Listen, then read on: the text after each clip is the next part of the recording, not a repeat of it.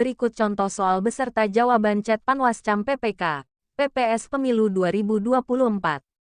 1. Dalam Undang-Undang Nomor 7 Tahun 2017, yang dimaksud dengan penyelenggara pemilu adalah A. Bawaslu, B. Bawaslu dan KPU, C. Bawaslu, KPU dan KPI, D. KPU, Bawaslu, dan Dewan Kehormatan Penyelenggara Pemilu DKPP. Benar semua. Jawaban yang benar adalah D.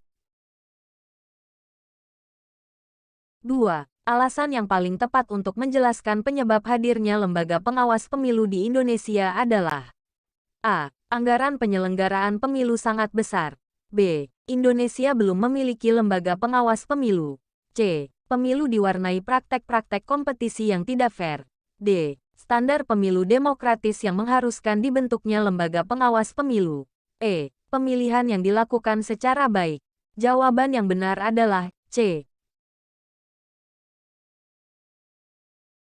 3. Struktur kelembagaan di lembaga pengawas pemilu adalah A. Bawaslu, Bawaslu Provinsi, Bawaslu Kabupaten Kota, Panwaslu Kecamatan, Panwaslu Kelurahan, Desa, Pengawas TPS.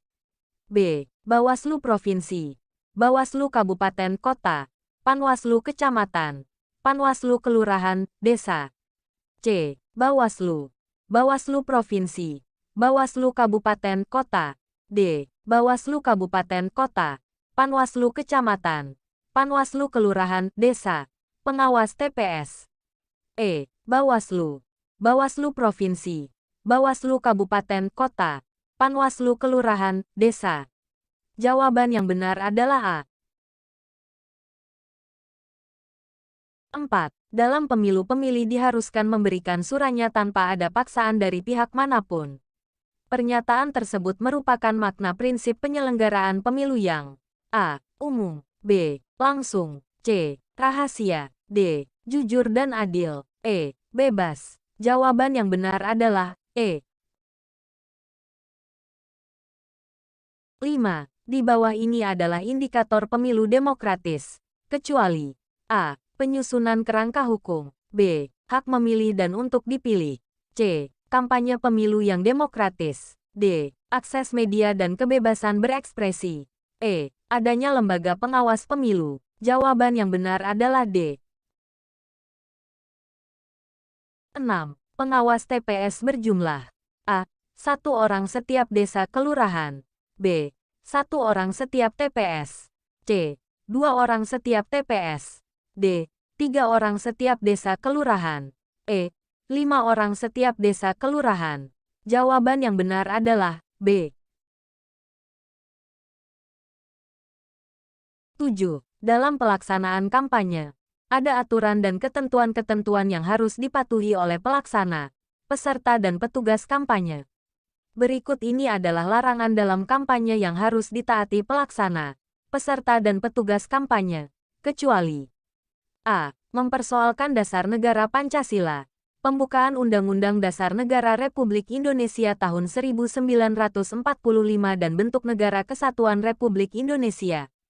B. Mengganggu ketertiban umum. C. Membawa atau menggunakan tanda gambar dan atau atribut lain selain dari tanda gambar dan atau atribut peserta pemilu yang bersangkutan.